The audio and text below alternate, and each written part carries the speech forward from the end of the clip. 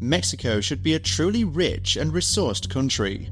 Firstly, it has an advantageous geographical location next to the United States, with which a free trade agreement has been concluded. Secondly, Mexico has the 5th largest oil reserves in the world. Thirdly, the country has access to 2 oceans at once, the Atlantic and the Pacific. Based on this, Mexicans should be as rich as Americans, but this is not entirely true.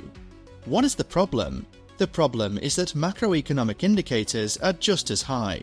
The country ranks 4th in terms of unemployment in the G20 ranking, inflation reaches 4%, and public debt is 40%.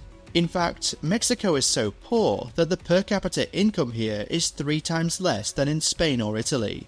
But what if the situation is about to change? In 2023, Mexico became the main supplier of goods to the United States for the first time in 20 years and overtook China. First of all, these changes were influenced by the geopolitical situation. The White House intends to cooperate with friendly countries, and relations with China are becoming increasingly tense. Mexico took the best advantage of the situation, so it may soon become an alternative site for American factories, including Apple and Tesla. Successful cooperation is possible due to several factors: geographical proximity, the availability of a free trade agreement, and low labor costs. In addition, Mexico has already established itself as a reliable partner of the United States in the automotive industry. It sounds promising, of course, but in reality, the situation may be very different. Do you remember the news that Mexico overtook China and became the main importer for the United States? So, the main reason for this is the increase in import duties on imports from China, and not the colossal rise in the Mexican economy. The Asian partner circumvents these restrictions with the help of other countries, so only official statistics change, but not actual exports. And now, the most interesting thing. China bypasses duties by sending products, including through Mexico, hence the growth of indicators. Mexico is an ideal intermediary, which is why Chinese companies are now investing a lot of money in it. It is too early to talk about the possible opening of Apple and Tesla factories in the country, because US direct investment is still very small. According to data for 2023, this figure turned out to be the worst in the last 10 years. Moreover, most of these insignificant investments are directed not to industry, but to other areas, for example, insurance and finance. The Mexican economy is stagnating, which hinders rapid economic growth. In addition, the country cannot prosper without good infrastructure. There is still no high-speed internet in many parts of the country, roads are unsafe, and the number of carjackings has doubled since 2016. On average, 36 trucks are stolen every day, which is why Mexico is considered the second country in America in terms of the number of thefts in the transportation sector. Hijackings occur mainly on highways and railways, and are committed not by petty criminals, but by organized groups. They calculate the transport with the most valuable cargo, track it, and kidnap it. As a result, companies are closing factories in Mexico due to financial losses. For example, Coca-Cola and FEMSA have stopped production in the municipality of Altamirano due to regular thefts at distribution centers and highways. Another problem is the protesters from the transport sector, who are staging road strikes. Taking into account these factors, there can be no question of any security and uninterrupted transit. The country is losing investors, and the administration is not going to solve this problem. It was planned to build one of the largest airports in the world in Mexico City. This would help to increase the number of passenger traffic by almost 4 times, get more investment opportunities, and, finally, improve safety. It seems that the ideal way to improve the economic situation has been found, but the construction of the airport has been stopped. The government decided that it was too expensive and the money could be spent more wisely. For example, to invest it in the construction of the Maya train railway in the south of the country. However, there is almost no industry here. The road was designed mainly to support the national oil company Pemex. It might seem like there is no problem, but there is. The problem is that Pemex is the oil company with the largest debt in the world. Instead of investing in really promising projects and infrastructure, the government is trying to save a sinking company and again misses opportunities. Investments in inefficient state-owned companies also lead Mexico to an energy problem. The United States prefers clean energy in production. Firstly, it is cheaper. Secondly, companies like Apple are increasingly insisting on decarbonizing their manufacturing processes. Mexican energy does not meet these requirements in any way, because López Obrador obliged the national grid to give priority to the purchase of electricity from a state-owned company. Consequently, private companies are practically ignored, and energy in the country remains expensive, unreliable, and harmful to the environment. All this, again, scares investors away. Let's return to the welfare of citizens. Mexico ranks third in the ranking of OECD countries with the most expensive housing in the world. Not all residents of the country can purchase their own real estate.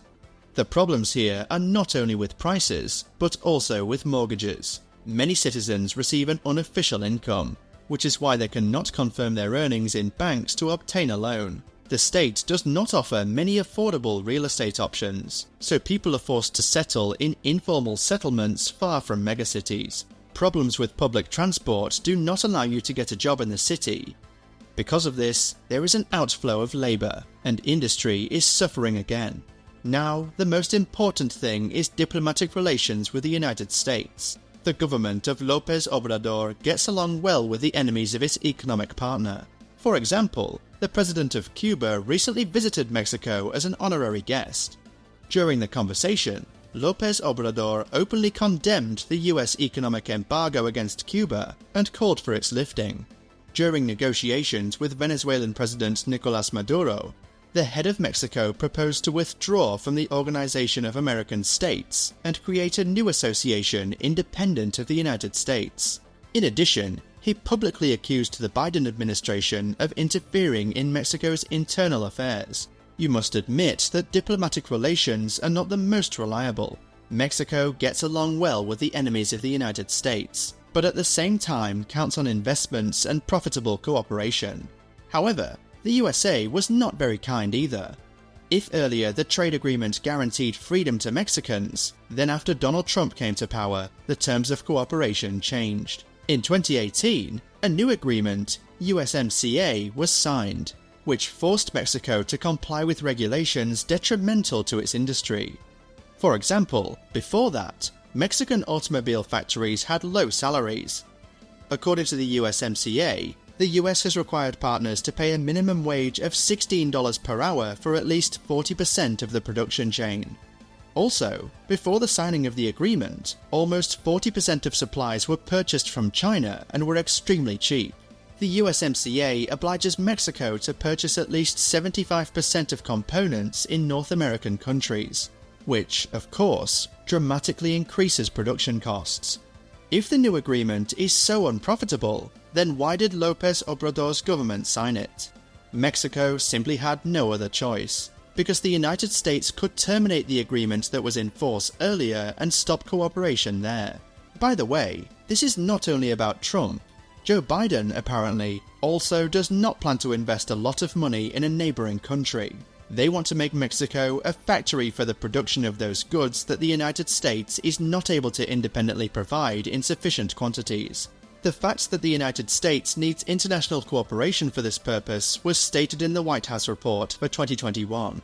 No economist would deny that López Obrador's rule was a disaster for the Mexican economy. The country's GDP has been stagnating for about 10 years.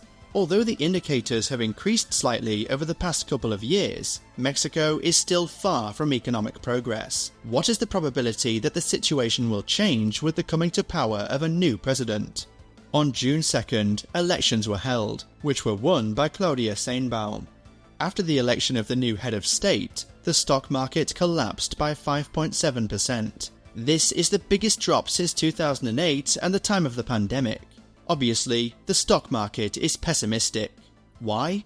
Firstly, Claudia Sheinbaum also has left-wing views, which have hindered diplomatic relations with the United States before. Secondly, the president promised to increase social programs. This will lead to even more spending, an increase in public debt, and probably higher taxes.